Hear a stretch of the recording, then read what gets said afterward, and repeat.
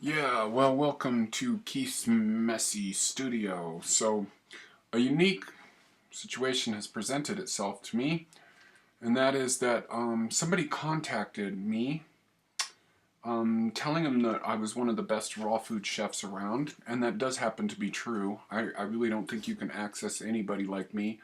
Most people on my caliber were doing raw, vegan, gourmet, Hippocrates Health Institute wellness oriented food, or either running restaurants or a head chef for a restaurant, or have written books. I've done none of those. So I basically just had to take a pictures of some of my stuff, which I dehydrated and everything. I'm going to show it to you right now. So the first thing up is a cocktail. I didn't bring that in with me, which of course is Gynostemma tea, Gynostemma sun tea with stevia and lime, ozonated. So here is first course. That is celery root, oyster mushroom soup with miso. The seeds on there are... One thing I didn't realize, it's been a while because I went down this whole getting off the live foods thing, and all that kind of stuff is, God, how much I love soaked, sprouted, and dehydrated nuts. There's buckwheat and sunflower in there, so totally awesome. I tasted this stuff while I was making it, so I haven't eaten any of it yet.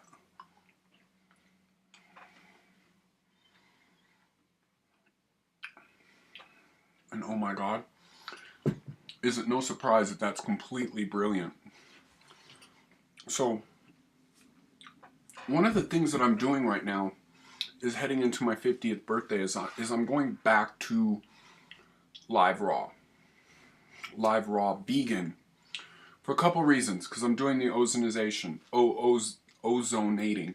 So as I've moved through my whole journey, you think, oh, he wasn't doing that anymore, blah, blah, blah, blah. As I said, this whole thing for me is a journey. And I have no problem going back to something I left behind and trying it again. So for quite a few months, I am going to proceed back into the raw vegan thing. Because you have two things going on. Cooked food creates a white blood cell reaction, which I don't need. That's probably not a big deal with most people that are dealing with just a normal lifestyle, although you should consider it.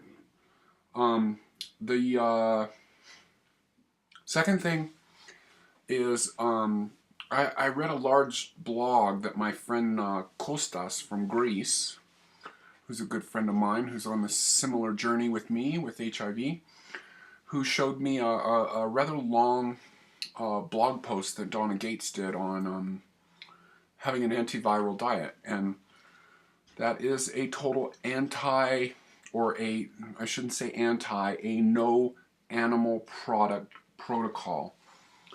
So I'm doing this for a while. Minimum 3 months. No maximum on it. So that's where we're at. So I'll show you a little bit more of this food here.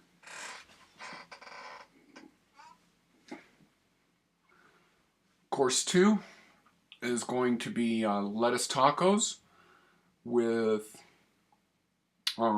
stuffed peppers, jalapeno peppers. And this one doesn't look as beautiful as some of the other ones, although I know, because I kind of eat this way a lot, this one is going to taste the best.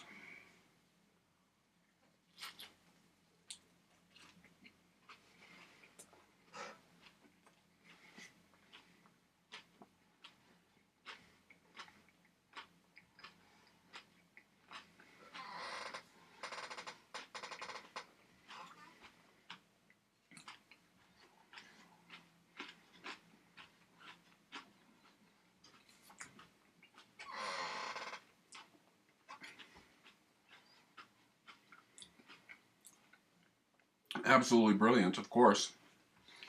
And then here we go with the stuffed jalapeno pepper.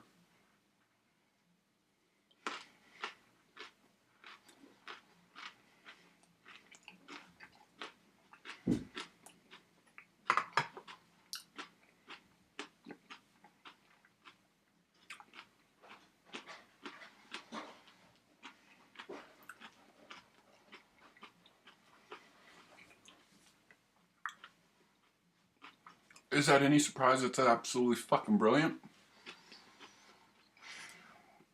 Kind of getting prepared for this. I haven't done this food in a long time.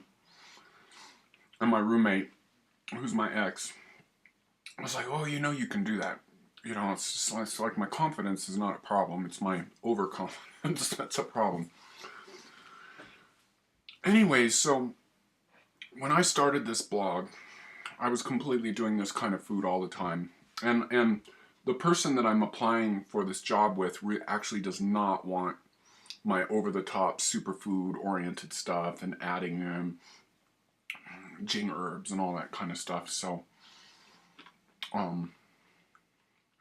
anyway, so this is just kind of plain, basic Hippocrates Health Institute-oriented raw food. So, I think when I started this blog, I mean, obviously I look older. I'm almost 4 years older than then. It'll be on May 8th when I started the blog. Sunken face, a few of the what I consider classic vegan depletion, let alone the whole insanity of the low-fat thing, which I went through the whole 90s. So I'm back on par with that. I eat tons. I don't even bat an eye at how much fat I put in. I just freaking scoop that shit in as big as I can take coconut butter with the spoon and heap that stuff up, and in it goes. And I do get my blood tested all the time, so my cholesterol is like 170, which is fine, totally fine, you know. And again, I just recently recommended Primal Body, Primal Mind to somebody, so that's my thinking, and I think that's a great book to really base your whole protocol on. And the book does act like a paleo book or a primal book or whatever you want to call it.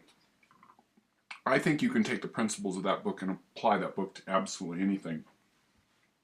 So, I want to see where I'm going to go with this, and it's going to be not surprising to me that what's going to turn out with all of this is a little bit of both, because, as I said, I was so raw vegan that I actually...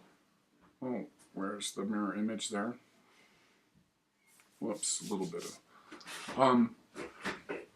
when I ate a little bit of animal products, and it is a little bit... People have this black or white thing, this whole durian rider bullshit thing of like, you're on one side or the other. And I think there's one thing that's really obvious to me, and that's that the adaptogenic nature of human beings. You cannot put health success with any one thing at all, with the fact that we can live in all kinds of climates, eat all kinds of things, and you cannot point that success to like anything. In fact, a lot of the best longevity is actually in Asia, and a lot of their health protocols runs really dead set against a lot of things that we are calling out. The eating of soy. Japan eats a lot of junk. They eat a lot of good healthy stuff, but they eat a lot of junk too. And I believe, unless things are changed, the longest living people are Japanese women. I personally think that has a lot to do with the cultural thing and the view of the world. I've said this before, I believe. Maybe I haven't, but anyways, let's get on to the third course.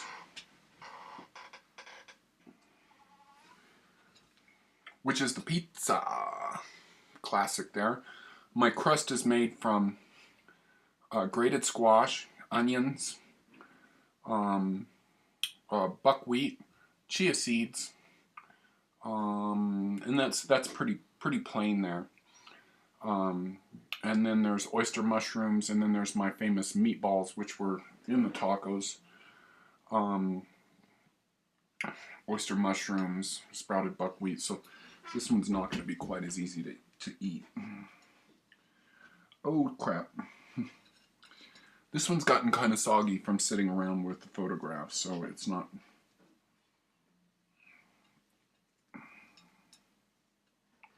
Well, we'll just do it this way.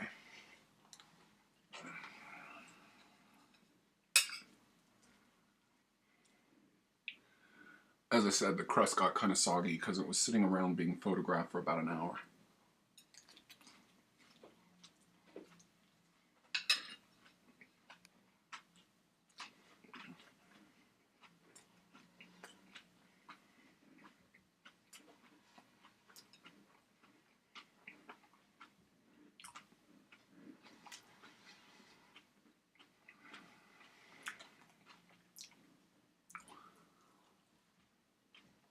completely brilliant.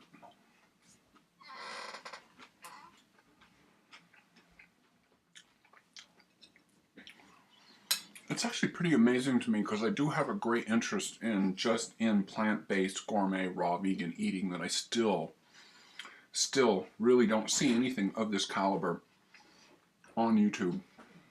So anyways,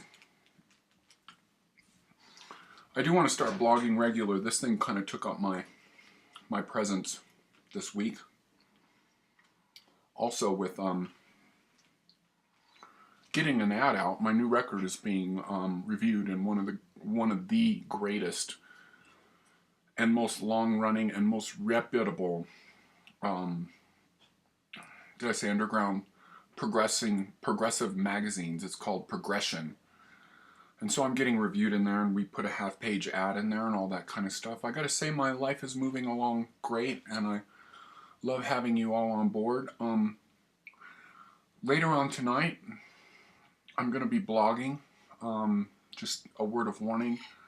A friend of mine, a great, important, very influential friend of mine, probably big toss-up about who's influenced me more, whether it be Truth Calkins or Shannon Lorette. But Shannon Lorette actually died a week ago tonight. So I'm going to be doing a retrospective on him. Rest in peace, Shannon Lorette. So anyways, this is Keith.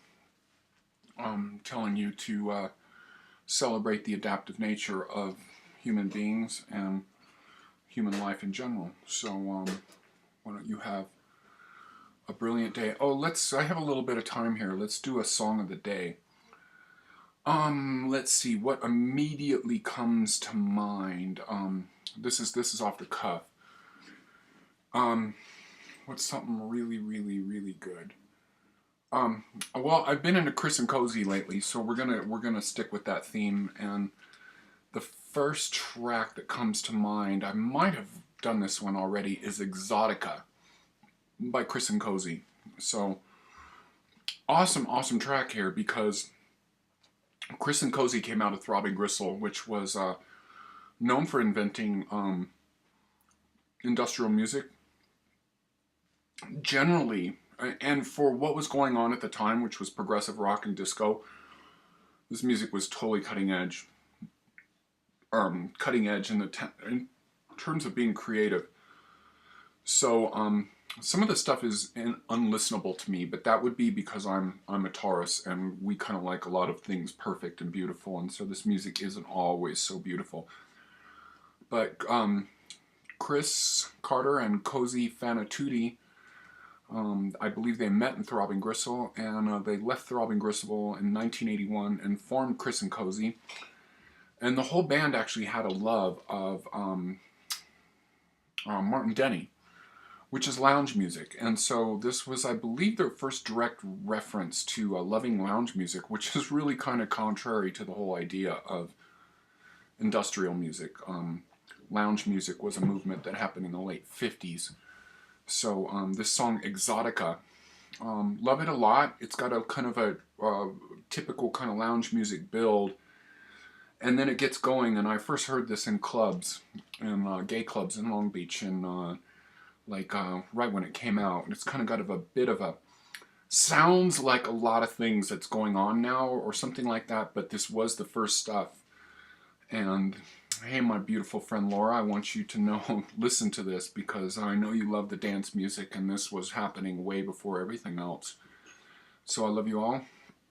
Have a great thing, and my next video is going to be a little bit sad, because it's about my friend who just died last week, so hopefully I don't get too emotional in it. Alright, later.